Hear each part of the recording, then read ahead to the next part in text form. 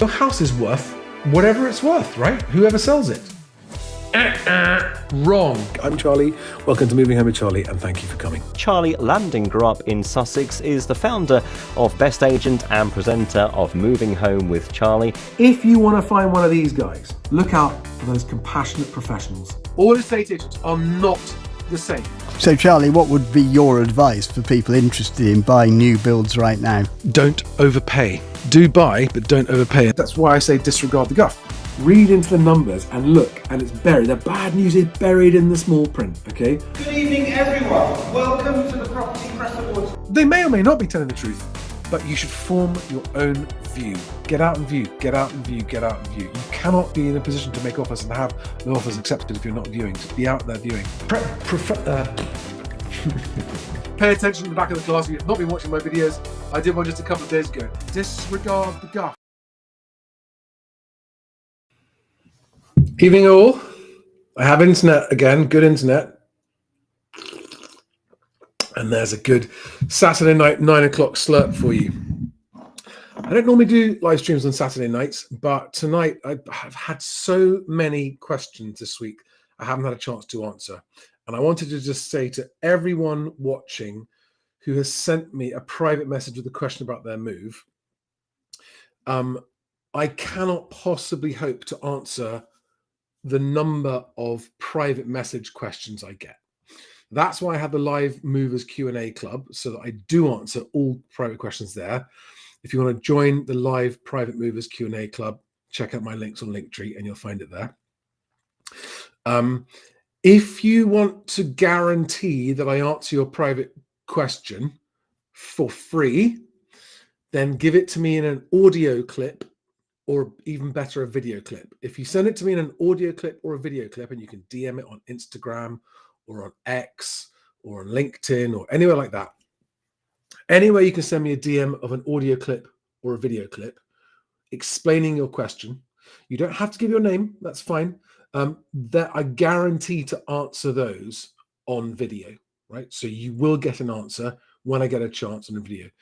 If you just send me a private message with a long story written out of your explanation, you're asking me for a good half an hour to an hour of my time to really look at that and answer it fully.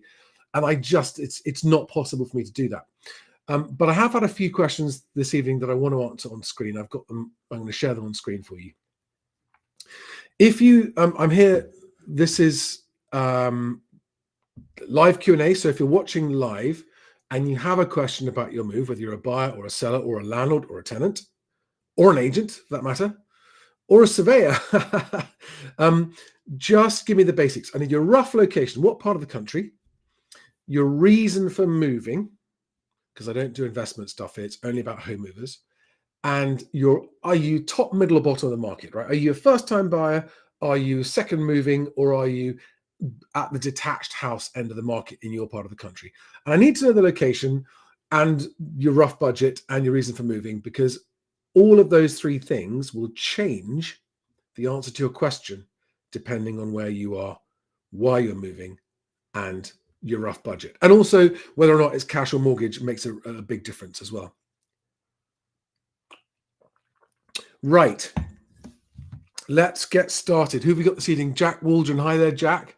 Stephen Simmons. Yes, I did my Hail Marys about the connection. Jason, John Parnell, 360 Picture UK, Gavin Ward.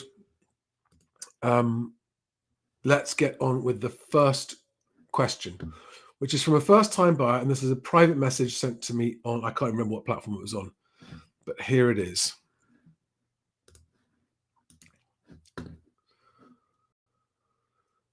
Okay, so this came through yesterday. I need help with the situation I'm in. I'm a first-time buyer in the process of buying a house.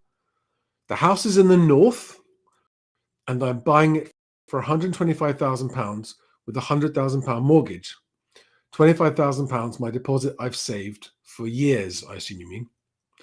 I've just had my survey done, valued the house at £105,000, so £20,000 below the price you've offered and the seller's accepted. I've gone back to the vendor with this revised offer. Have you any advice, please? Right. The first observation you've got to make with this question, this first-time buyer has overpaid, right? It's a cold, hard, unpleasant fact that if a lender comes along and goes, it's not worth £125,000, it's only worth £105,000, they have just saved you from overpaying. Now, they may also have scuppered your deal because the vendor's not going to accept £105,000, and that might be frustrating to you because you might think, I can afford £125,000, but honestly, they've done you a favor. I mean, unless you're buying it for a forever home and it's cash, I mean, that's a reasonable deposit there, but you're definitely overpaying. So that's the first point. The second point is, I'm assuming you've got a mortgage broker already and a mortgage in principle. You just need to go back to the broker and rework the numbers based on your new. I mean, that's just 20 grand off your mortgage, isn't it? That's an 80k mortgage instead of a 100k mortgage. This is good news for you if the vendor accepts it. Now, the vendor may or may not accept it. It depends on their circumstances. It depends on their reasons for moving and whether or not they've got another place that they're buying and they have to have 125,000 from you. But all you can do is just submit your revised offer and say you want to continue. That's all you can do. All you can do is show willing. Now, what some people will do is they will pay extra. So the lender will reduce the amount they're offering because of their loan to value criteria. The vendor may not reduce the price. You might still want to pay more. You'll have to find more of your deposit. But that's a very unwise thing to do, except in very rare occasions. So, yeah, you dodged a bullet there. You have dodged a bullet there. That's the first question. The second question is a much more general one. But I have a lot of new followers since I've last done one of these, so it's worth revisiting some of this. Would love a new update on what's happening in the UK housing market. That's point number one to address. What is a UK housing market? First-time buyers, what properties are staying on for longer, and is it a good time to buy or hold out? If you want a home and you found one you can afford and you're planning to live there for a long time, as in at least 10 years, never wait. Never wait. Always buy. Whatever's happening in the world. It's good to have a home. And in fact, the crazier the world is, the nicer it is to have a home that you own, where there's no risk of the landlord wanting to sell up and kick you out or evict you, that kind of stuff. As long as you can afford it, as long as you aren't overextending yourself to make that purchase, always buy and never wait. Now, what people tend to mean when they say, is it a good time to buy? What they really mean is, am I going to make money or am I going to lose money? Or if I wait, will they be cheaper? Never wait. Only investors would wait. Only people doing it to make money would wait. But if you're watching my content, and I post prolifically on X about the housing market and the economy, and if you're not following me, that's the place to follow me. So just go look up Moving Charlie on X.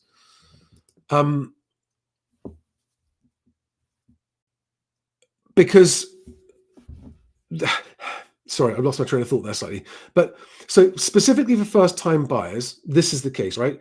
As long as you've got your mortgage in principle and you're ready to move, so you can go out viewing with your mortgage in principle in your pocket. When you find somewhere, it doesn't matter what the market's doing, right? It only matters whether the property you want will be sold at a price you can afford and you're happy to pay. That's all that matters. So let's just talk about holding out. So if you are a buyer, don't wait to view. Just keep being out viewing all the time. I get messages. I had another one this week, which I shared from someone talking about how we stayed out viewing, we viewed everything, and because of that, we found this our dream house, and now we're moving in. If you want, I mean, if you're comfortable where you're living now and you're in no hurry, then I don't even know why you'd go through the gauntlet that is buying a home right now. It's an absolute nightmare to buy a home. But there's never wait, right? Never wait if you want a home. Never, no matter what's happening in the market. Even if you think house prices are going to fall, be out viewing, because there are some motivated sellers who will sell at a price that reflects what's happening in the market. They just want out. And if you aren't viewing, you've got to be prepared to put the legwork in to view. If you aren't prepared to put the viewing legwork in, don't expect to get a better deal than other people, right? Expect to be one of the ones that overpays. When you sit there watching the internet, waiting until this lovely place comes along that looks like it's good value, and then 40 of you go and see it, and 39 of you are disappointed because you're sitting at home waiting for those rare properties, which of course, and if that's what you do, it always feels like, oh my God, there's nothing to buy. Every time I go out, it's masses of buyers, and it's bidding, and it's going over asking price. And you end up thinking that that's what the market's doing, and it's not. That's just what the properties you can be asked to go out and view are doing. And those are the properties where the agent has actually advised the seller well and said, come to the market, put it on an attractive price, and you'll get loads of people competing. So never wait if you're buying a home. There's never any point in waiting if you're looking to buy a home and your finances are basically in place to buy a home. Now let's talk about what this person means by the UK housing market. Do you want to know what's happening in Northern Ireland and in Scotland and in Wales and in the north of England and in East Anglia and in the southwest and in London and in the southeast and in the Midlands? Is that what you mean when you ask that? Or are you assuming that the whole of the UK housing market is behaving in exactly the same way, no matter where you are, right? This question says to me that this is a person who's not ready to move. They don't understand the process of buying a house. They're asking the wrong questions. That's fine. That's where everybody starts. I'm not criticizing, right? But you shouldn't be asking about the UK housing market if you're a first-time buyer. You should be asking me about the market where you want to buy. Hi, Charlie, I'm a first-time buyer in Timbuktu. What can you tell me about the housing market in Timbuktu? And then I got something to go on. I know what is first-time buyer properties in Timbuktu, and I can actually give you a reasonable answer, which is going to be helpful to you. But if I answer your question about what's happening in the UK housing market, England, Wales, Scotland, and Northern Ireland, it's of absolutely zero value to you whatsoever, because all the answers to that are just, it's the average of all the countries and all the property types and all the regions and all the different prices and it's a useless question to ask if you're actually a mover. Always be specific and always ignore the UK housing market stats. Ignore the national average. Ignore what Halifax and Nationwide and Zoopla and Rightmove all say. Ignore all of that because it's all average for the UK and is of no use to you whatsoever. What properties are staying on for longer? Overpriced ones. And is it a good time to buy? Always, if you're buying a home, plan to stay there for a long time. The only people I would caution against buying without extreme care are people who expect or even might need to sell within 5 to 10 years. If you think there's a likelihood of that happening, I would advise you to proceed with extreme caution and hold out for what you perceive to be an absolute bargain. It's harder to find them, but if you put in the time and the effort and you're properly prepared. Thank you to those of you using my first-time buyer offer email template. I've had messages today from someone saying they got into their house with that. Make sure you've got everything. If you don't have everything lined up when you offer, you are leaving money on the table in terms of your opportunity of getting your offer accepted. Okay, so make sure you go and look up Moving Home with Charlie, first-time buyer offer email template. Read the web page, use the template, watch the video that accompanies it, understand what you're doing, and then you will get a better deal if you follow that completely free advice, right? So to this person who asked me that in this private message on TikTok, what's happened in the UK housing market? Well, I'll ask you a question. In the UK housing market, stamp duty just went up a couple of weeks ago. Activity has declined. Numbers of inquiries are down across the UK, except for Scotland and Northern Ireland, where they're still doing quite strong. There's a lot of buyer interest there. But the rest of the country, there's more property on the market than there has been for over 10 years. So there's more choice for buyers than there has been in over 10 years. There's more competition if you are a seller. And so there are more and more every single day sellers unable to come to terms with the fact that their house is not worth what they want for it. Your house is worth what the market will pay for it, not a penny more. You might want more for it. You might think it's worth what you want for it, but it isn't. You might say, well, I'm not going to sell it. That's fine. That's you saying, because it's not worth it. That's you coming to terms with the reality that your house isn't worth what you want. Because if it was, oh, and I had another message today from someone. I'm going to read this to you. Divya, thank you for this story. I won't say any more. And I will get to the questions in the live chat. 1 second.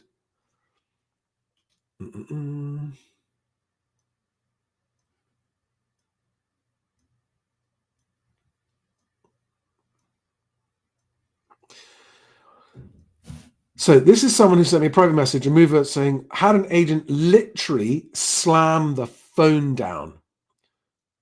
Agent, well, I wouldn't put that offer to them. Me, isn't it for them to decide? Quite right. Them, well, it's worth more than that, and had loads of interest. Now, whenever an agent says that to you, whenever an agent says it's worth more than that, the answer is, if it was worth more than that, you'd be getting offers. The fact that you're not getting offers is proof that it's not worth more than that. Sorry, agents who think it's worth more. It is worth what the market will pay. If you are an agent with no offers on a property, that means the market for that property is not what you think it's worth. Mover says, well, it's been on sale for 2 years and you told me before it's had no offers. Well, we would tell them not to accept that offer. Me, well, the property is only worth what someone will pay. You know that. She literally slammed the phone down. Now, she did get an apology. She emailed the boss and got an apology. But what that tells me is that there are, at some areas of the market, there are agents who are really struggling. Because the thing that a lot of people find surprising about agents is that agents don't pay attention to what's happening in the economy. They read headlines. That's not what's happening in the economy. And so a lot of agents are easily persuaded by the same information that everyone else is persuaded by, like Rightmove and Halifax and Nationwide and the ONS going, hey, it's great. House prices are going up year on year. And everyone goes, oh, house prices are going up. Oh, none of them are selling. And so you will get agents who think they're pricing realistically. But honestly, it's very easy for everybody to see the difference between a realistically priced property and the others. The realistically priced properties go under offer within 3 to 4 weeks. No exceptions. No exceptions, right? If you have priced it at the market or at around about where the market interest for the property is, you'll get competing bids, you'll find out what the market is, and you'll be under offer within a few weeks. Everything that's been sitting on the market for 1, 2, 3, 4, 5, 6 more months is on for too much money. Well, it's worth it. How do you know it's worth it? What have you seen? I mean, this is what I talk to agents, and agents say to me, what are we supposed to say to a seller that goes, I know it's worth this much? The answer to that question, and the question I put to you if you're a seller watching this that thinks your house is worth such and so, is what have you seen that makes you believe that's what it's worth? Right. Sorry, that was a fairly long rant for that one question. Let me take, I have got another saved question, but let me take some of the, so Gavin Ward says, question, Bridge North, first time buyer, viewed property twice. Hang on a second.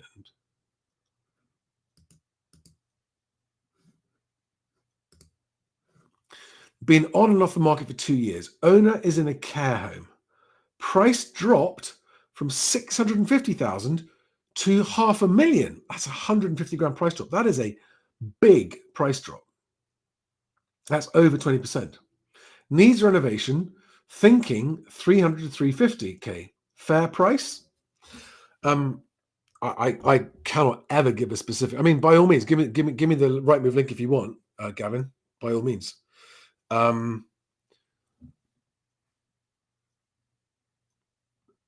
If it's not getting any offers from anyone else, if in this situation, if you're a buyer in this situation, there's a property that you like, you want to buy, it's come down a lot in price, right? And it's still on the market, not getting any offers.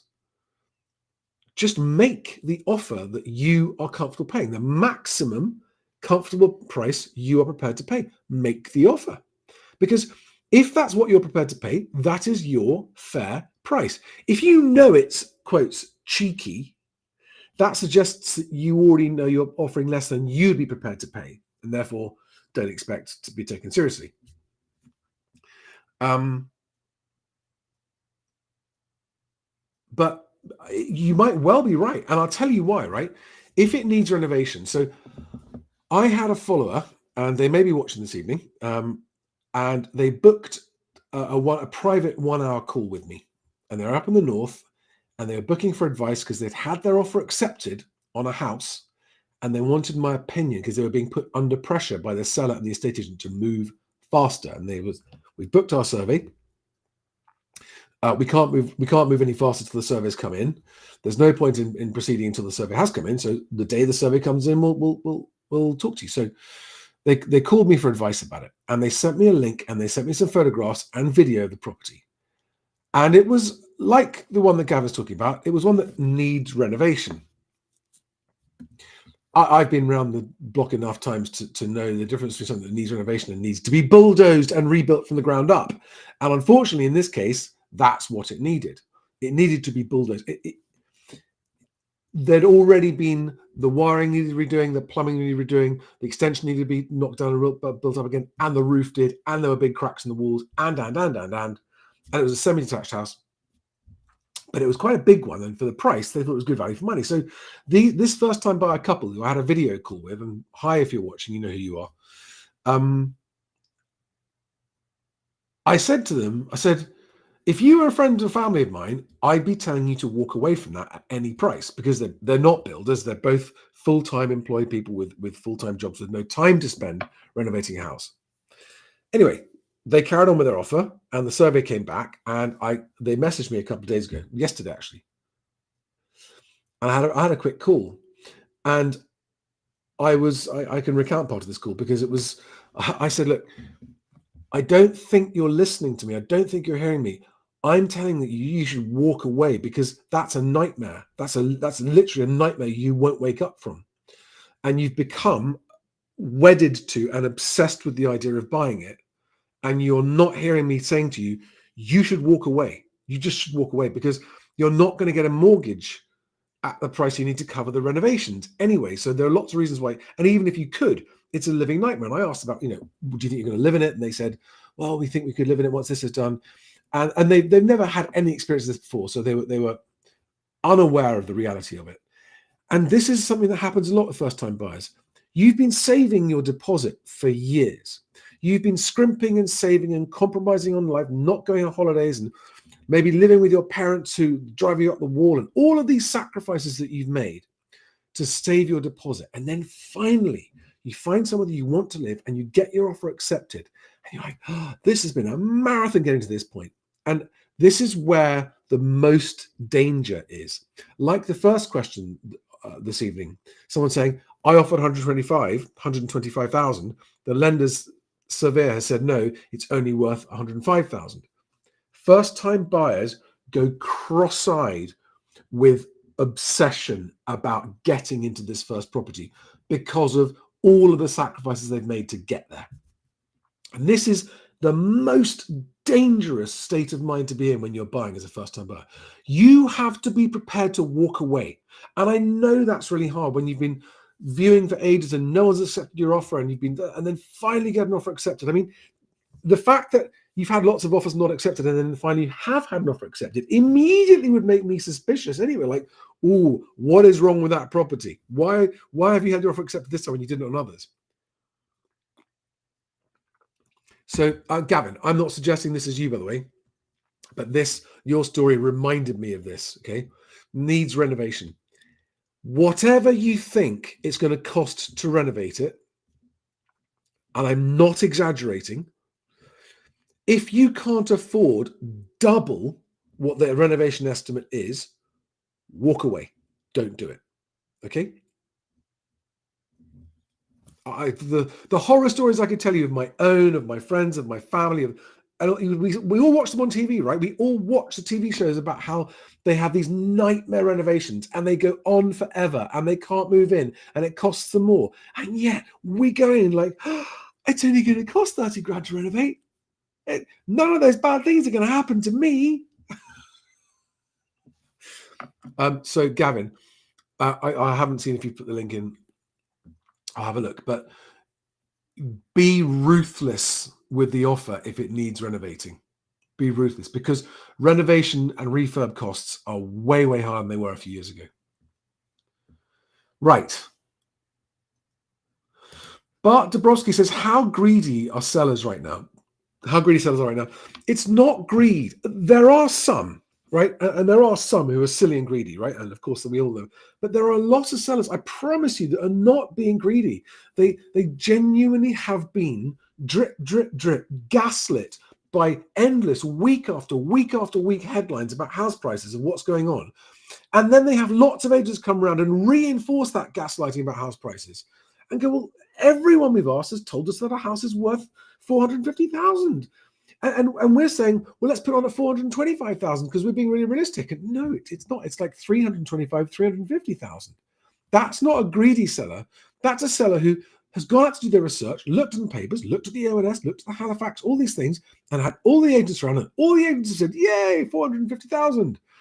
They don't think they're being greedy. Okay, it is the misinformation from the government and the lenders and the portals and everything else, and then reinforced by agents. And by the way, people think agents want prices to go up. No, they don't. They don't care what the price is. The higher the price, the harder it is for them to sell. Bad agents basically do two things. Number one, convince you your house is worth loads and loads of money to get you to sign on the contract. And then as soon as you sign, they then spend the next 6 months convincing you to lower your price.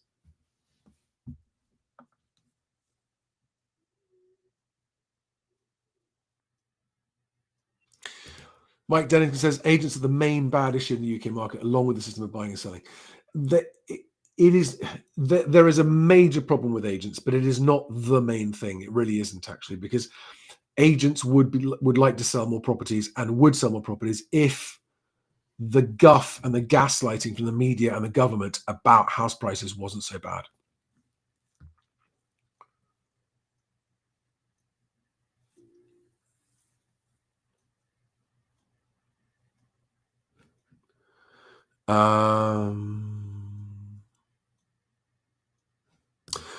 Okay, Just the Truth says, housing market will always go in an upward trend, but you will always have bumps in the trajectory.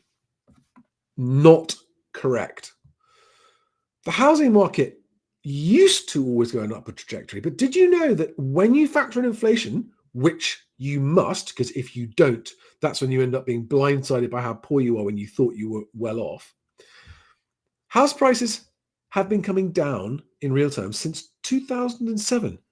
That's 18 years of real decline in house prices. Let that sink in and stop. Everyone, Just the Truth 3 and anyone else who thinks it. Oh, prices always go up. The nominal price might go up.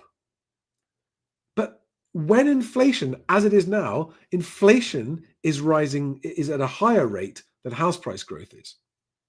What does that mean? All houses are going down in value, which is why on Five Fact Friday I talked about that story that the Express and the Telegraph both did about the house price crash that no one realizes happening. But it's been a slide, not a crash. But yes, Just the Truth 3 goes on to say, I buy a home to live in, not to make money, so I couldn't care less. Correct attitude. Grant Sibbald on X says, hi, Charlie. 85% rates haven't moved since Trump's trade war. Think the big boys will make a move next week? No, that whole thing is still not yet played out. And even if Trump makes no more moves, the decoupling of America and China and the global trade system that's happened is irreversible and it's going to take a while to play out. There's a lot of uncertainty, and I wouldn't make any predictions. If you see mortgage rates being lowered, it's desperation to sell more mortgages, because I think demand has kind of dropped off a cliff since the stamp duty increase on 1st of April. Change is coming, quite right. Don't get into discussions and debates with agents. This. If you're a buyer, this is absolutely spot on. Send your offer via email, follow up with a telephone call if needed, but don't entertain the shenanigans. That's true, right? Make your offer. There's no discussion to be had. The only people who want to discuss it is the agents, because the agents want to persuade you to offer more. No. I've made my first and final offer. That is the maximum I'm prepared to pay. And if the vendor won't accept that, I'm happy to walk away. And you must be happy to walk away. Clement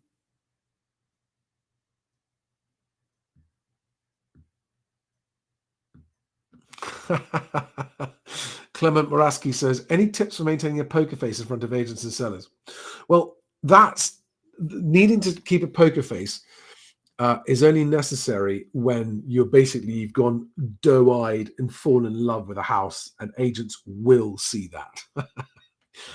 And that's why in all of my advice, I say, never, ever make your offer over the phone or in person, right? If you view a property and you think, oh my God, this is my next home, keep your mouth shut. Just walk around the house. Do not give away. Just walk around, and at the end of the viewing, say, yeah, this is nice. We like this. We're going to go away, have a think about it, and we'll email you tomorrow. And if they start asking you about, oh, you think you might make an offer? Say, possibly, we're going to sleep on it. Oh, how much might it be? Don't go there. Don't go there. Don't talk about it. Say, don't know. We're going to sleep on it. If we want to make an offer, we'll do it tomorrow by email. Okay? So don't hide the fact that you're interested. And if they start saying, well, you better hurry up, we've got lots of other people offering, say, doesn't matter, won't change our offer, right? Because if other people are willing to pay more than you are comfortable paying, walk away. Walk away. There will be others. Okay? Never pay more than your maximum comfortable price. How much that is individual and different to each person, okay? And therefore, whether you're the only offer or whether there are 20 people offering, it shouldn't change how much you offer. Okay? Make your offer. But if there are other people offering, or if you're the only one and it's a really low offer compared to the asking price, that's why you must make sure you've got all the things lined up. Conveyancer appointed, mortgage broker with your decision in principle, a credit checked mortgage decision in principle, your proof of deposit funds. If you're really ahead of the curve as a buyer, you will already have got your conveyancer to verify your source of funds. And you'll have an email from the conveyancer saying, we are acting on behalf of so-and-so, the buyer, and can confirm we verified their source of funds and are in a position to proceed with a purchase. Okay? And say that if the vendor accepts the offer, then you will buy a property search pack immediately. The vendor's solicitors are instructed, because a lot of vendors are super sleepy and go, oh God, we weren't expecting an offer. Oh, we had an offer now. Oh, what do we do next? Oh God, and it takes a week before they even find a conveyancer.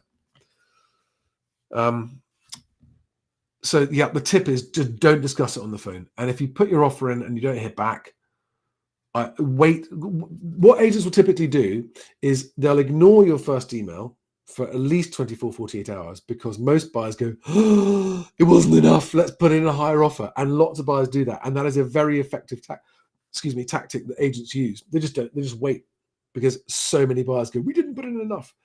Which is why I always say, make your first offer your final offer. Don't go in low. You just maximize the chance of losing the property. Oh, Ravi Nagra on YouTube. That's a name I don't recognize. Hey, Charlie, just wanted to say thank you. Took all your advice on board and managed to get a house for 40K under the original 375 asking price. Thank you. You know, when you spend a day's work and you wonder whether your day's work was worth anything, every time I hear people say, I took your advice and it worked, it makes me feel like what I'm doing is worth it.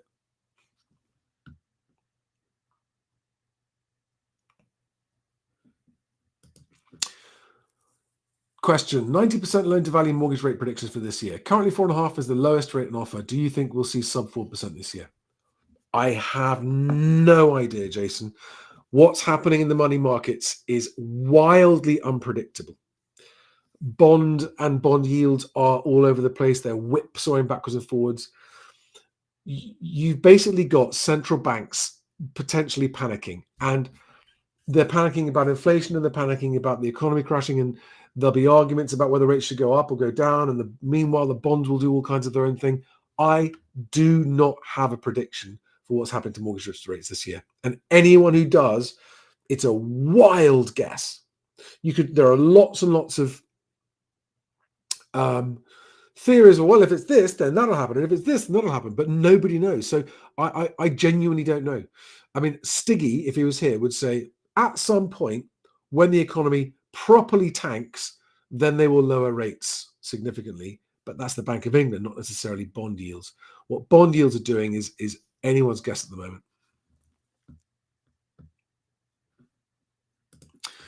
Tony, yes, on X reminds me that, and when you said some judge their self-worth by the value of the property, correct. A lot of people do.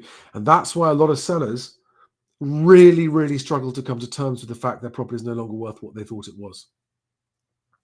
And this isn't a criticism. This is just an observation of what happened an awful lot. And it's, you know, it's utterly demoralizing to think you've been working your ass off and you saved up to buy this house, you bought this house, you've lived in it, and you basically feel like you made a good decision and all that hard work and sacrifice was worth it because of the equity you've now got in your property. So when you find out you don't have it, that's a bad reality to wake up to. It's not nice at all. And so if you are a buyer bidding on a home where the sellers might be in that situation where it's not just a financially painful realization, it's a genuinely all-round painful realization, just allow time. Okay, allow time. Don't be too pushy and hard and brutal and think it's going to work. It isn't. Just people need time to come to terms with that sort of thing. Mike Dennington says, if you can't do renovations yourself and can't afford trades to do it, walk away. Absolutely. Walk away. Walk away. I agree with that. Jack May also says, Charlie, that's such a good point regarding renovations. Allow for at least double. Yep.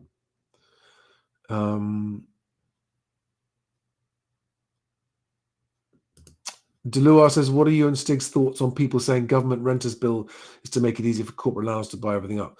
I mean, whether that's their deliberate intention or not, that is what's going to happen. That is already kind of what's happening. I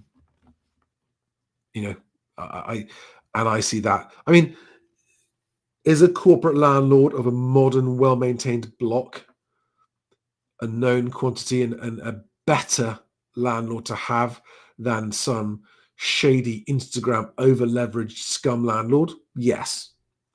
Is a corporate landlord better to have than a family-run lettings business where they've got 4 or 5 properties? They love to have families in their properties long-term and they're always really flexible and there to help tenants when things go bad?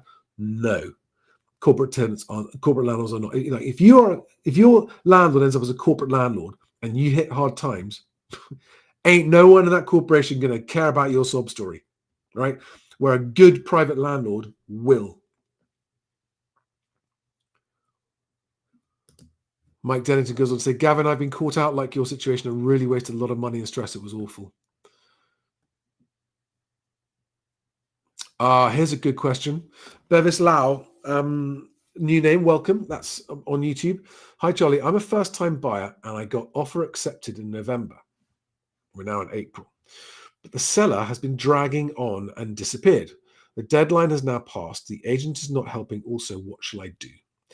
So in that situation, which is quite common and Often it's because there's a long list of reasons why sellers, when faced with the reality of selling, aren't prepared, haven't thought it through, or suddenly disagree, or change their mind, or can't find somewhere to move to. So in that situation, and it's always good right at the beginning when your offer is accepted, and this is in my first time buyers offer email template, set out your timeline, your approximate timeline right at the beginning, okay? And you don't need to do it in a threatening way. You don't need to be hardball about it. Just say, I would like to have completed and moved into this property no later than whatever it might be, 3 months, 4 months, 5 months, whatever it might be. Just say, if it's going to be longer than that, please tell me now because I don't want to wait that long. And then if it does turn out to drag on like it is now, then you can turn around and go, hey guys, I did say, so could you please now confirm to me? And if you don't hear back, then you really got no option but to say, because I'm not getting a response, I can only assume you're no longer wanting to go through with the sale. So I'm not withdrawing my offer yet, but I am going to be looking elsewhere now. And if I do find somewhere else, I will be withdrawing unless I hear from you. So that's the way to approach that. Don't be threatening. Don't be pissed off. Don't stamp your feet. Don't jump up and down. Just be reasonable. Everyone's going through a lot of shit at the moment.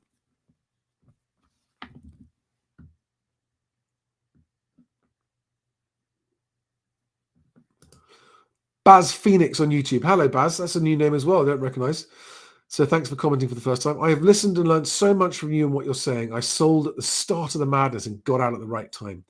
Will be confident to compete again soon when the time is right for me. Excellent. Thank you for letting me know. I do like that.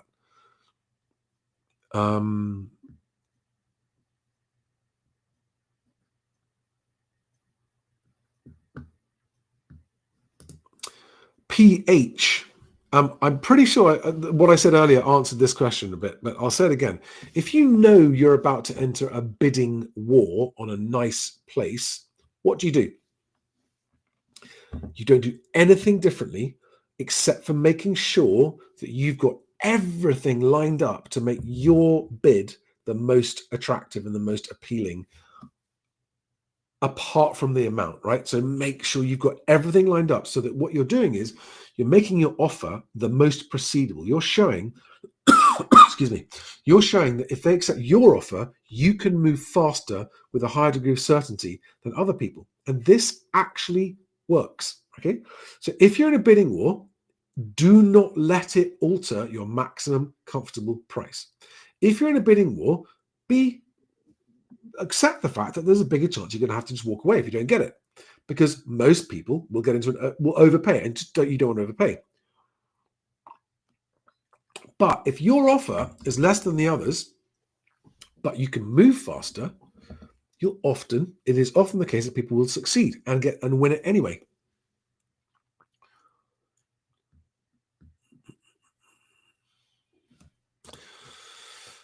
JJ177 or 77 in Leicester says, first time buyer looking at a house that sold for 290,000 in 2021.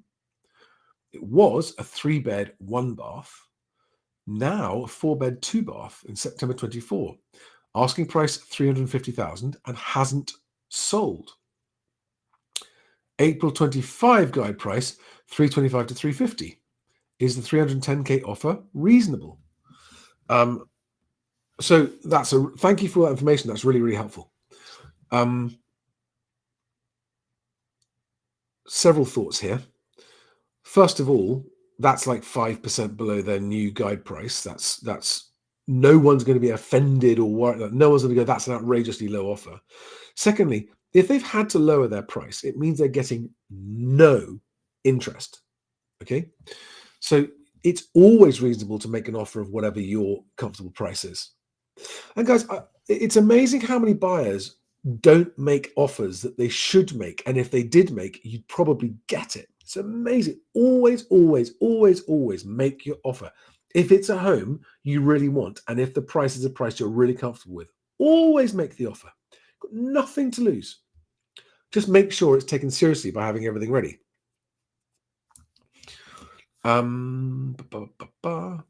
Right. Okay. I've got one more question to answer. That's Hang on, let me get up on screen. This came through.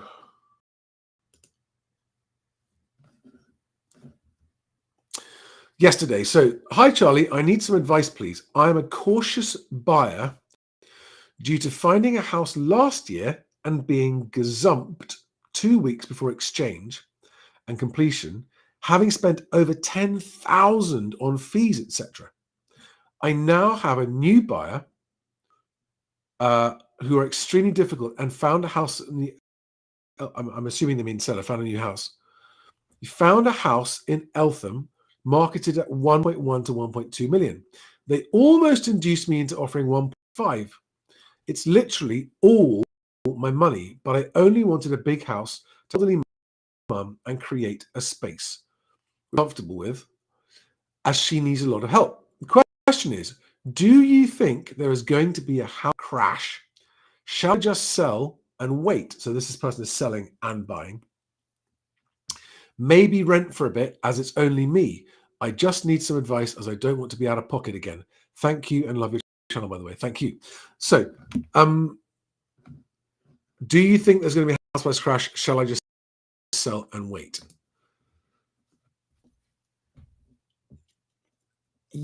In the situation that you describe, where you're wanting to move in with your mum and into a bigger place to have some space, the answer is yes. I would sell your other place and move into rented or wait or whatever it might be, right? Get the sale done for lots and lots of reasons. If you've got an offer on your current house you're selling, I would take it. I would take it. I really would take it. If it's a good, solid, proceedable offer, I would take it without delay and get it sold for two reasons. First of all, you don't want your sale falling through to be the reason that you lose another place and waste a lot more time and a lot more fees. Secondly, if you have sold and you're then buying with cash, you're much more likely to get a better price. Okay, because if you're bidding and saying, "Hey, I'm a cash buyer and I can exchange in 2 weeks, subject to survey, whatever it might be," which if you've got everything in place, you should be able to do. You've got a much better chance of getting a lower price accepted. Okay, so if you sell your current house, it's sold and the money's in the bank, you are then an unencumbered buyer. And whether there's a house price crash or slide or not, it doesn't matter, because it sounds like this is going to be a forever home, right? So and it sounds like you might be buying it cash. You said it's all the money I've got. So definitely sell, have the money ready, and then be out buying and basically have everything ready to make offers on it, on places, and put in prices that you're very comfortable you'd be paying, even if house prices do come down a bit, right? Because if you're buying it and keeping it for a long time, it doesn't matter really what happens to house prices. But if you're buying it and expecting to move soon, again, by not overpaying when you buy it, you're going to be limiting your downside risk if house prices do come down. Hope that's helpful.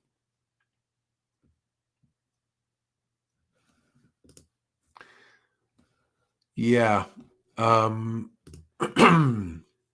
Moraski says, regarding interest rates dropping, falling into negative equity from nominal prices still overcooked from the 2022 peak is much more frightening to me as a first-time buyer. Not convinced it'll address buyer hesitancy.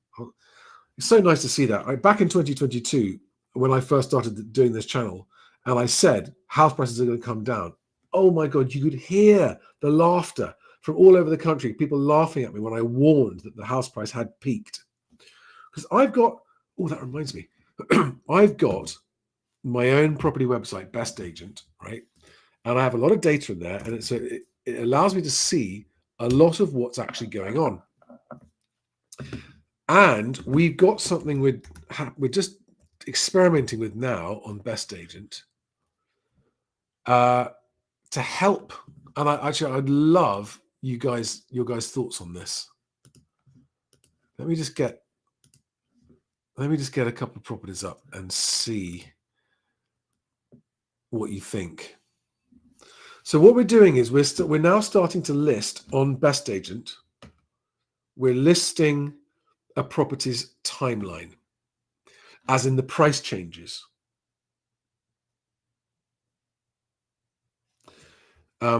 it's proving quite complicated and quite tricky, especially when people move agents. And we're also going to be listing when a house has changed agent as well. And this is all completely automatic. I'm just trying to get, here we are. I'm trying to find a good example that's had a price change on it. It's just taking me a minute.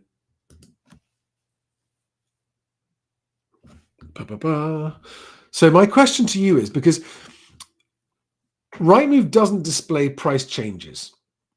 Okay, it just tells you the date it was added or the date it was reduced. Zoopla does display price changes, price reductions on a property, but it doesn't display when a property has changed agent. But of course, if you're a buyer, you want to know this. Now, if you're a seller, arguably you don't want people to know that you've changed agent. And I get that. I get a lot of sellers ask me about this. But what I'm trying to encourage with this is for sellers to get it right first time and not need to change agent. Okay. Let me just, there are lots of properties there, but not many with price changes. Hang on a second. Oh, that's because I've got the old, okay, newest. Here we go. Highest price first.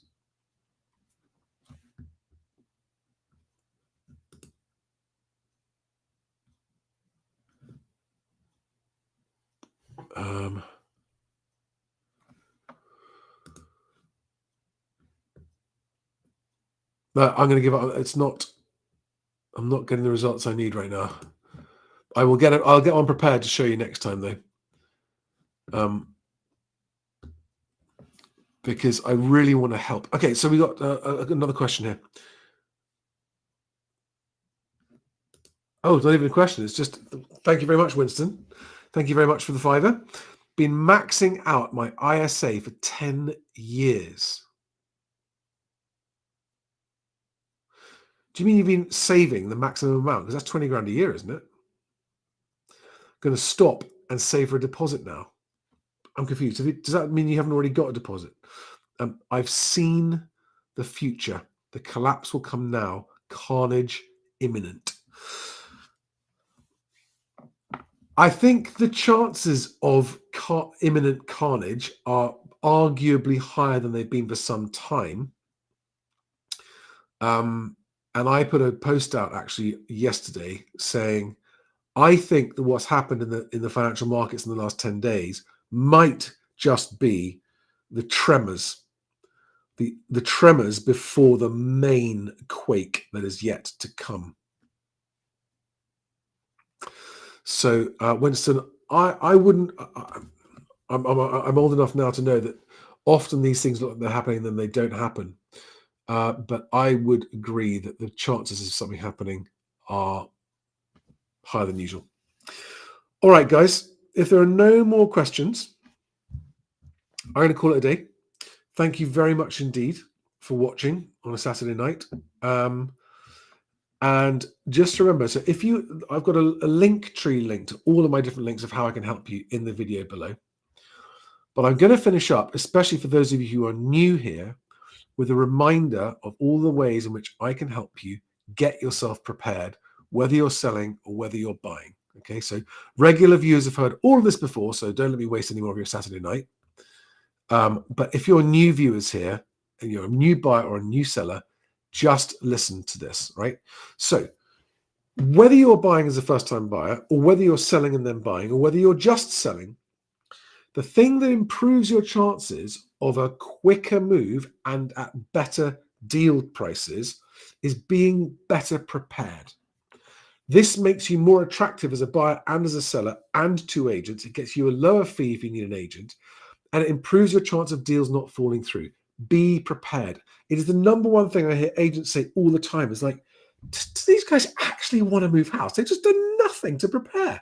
And preparation can take weeks. And so if you don't do it in advance, you end up not only missing the trick to be better prepared, but also you end up being referred to the agents, partners, mortgage brokers, conveyancers and stuff. And that often, not always, but often ends really badly. So whether you are a buyer or a seller moving, you should always have spoken to a whole of market independent mortgage broker, because it's not about getting the best rate.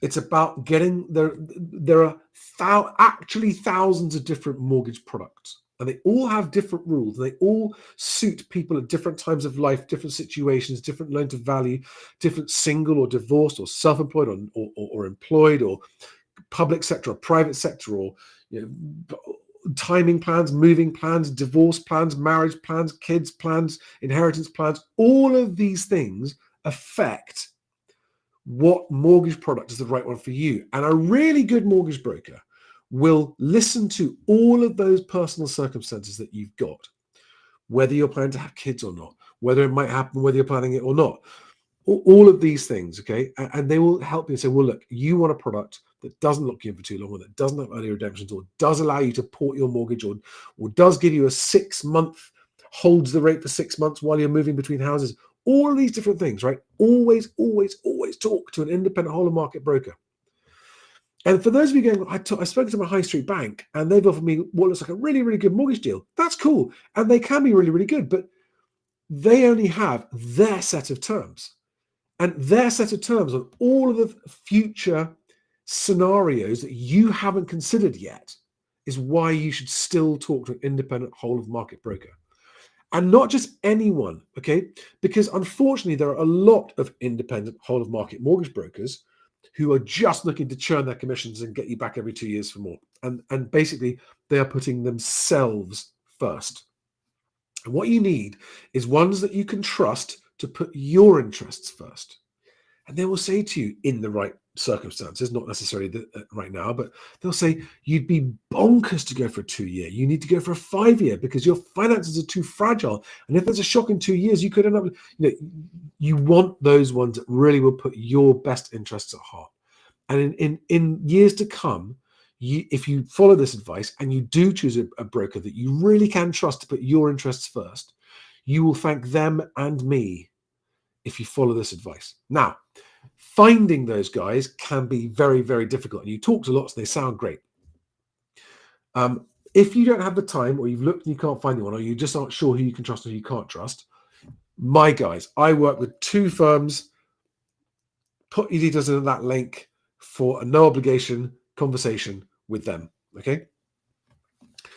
Whether you're buying, whether you're selling and then buying, and you need to get your finances straight before you move, do that. Secondly, and this is especially for sellers, but buyers too, right? And the timing is important here. Don't get the timing wrong. If you are selling your home, it will save you a lot of money, as well as speeding up your sale and making it more likely for you to get a higher price if you choose your conveyancer before you choose your agent. Right? 3 reasons. If you choose your conveyancer and actually instruct them and get your property sale contract ready, sale pack ready, paperwork ready, so that you can exchange almost like that when you find a buyer, you get 3 things on the back of that. Number 1, a sale ready property on the market is much more attractive to buyers who don't want to wait 1, 2, 3, 4, 5, 6 months and go, oh, I could be moved in there in a month. Be amazing, right? So in other words, that increases the number of buyers who are interested and tends to get you better bids. Number 2, by shortening the transaction time, you massively reduce the chances of the deal falling through. So you increase the certainty of your sale going through by having your conveyancing ready before you come to market. And number 3, and this is the absolute no-brainer of it, okay? By having your conveyancing done before you bring your property to market and before you choose your agent, 2 things will happen as a benefit of that. Your agent needs, and the law now requires them, to include all of what they call material information in the property marketing material. Now, there are still most agents that just aren't doing that, and the government isn't enforcing it, but the regulations, trading standards now require that to be the case, and it still isn't. So if you come to an agent and you're talking to several agents deciding who you're going to choose, and you say, by the way, I've already instructed my conveyancer and my property is sale ready or will be sale ready in a week or 2. That agent will take typically 0.25% off their fee. And some of them will take even more than that, right? A really good agent charging a higher fee, like a 2% agent, might just go 1.5% and take 0.5% off their fee, right? On a £200,000 property, that's £1,000.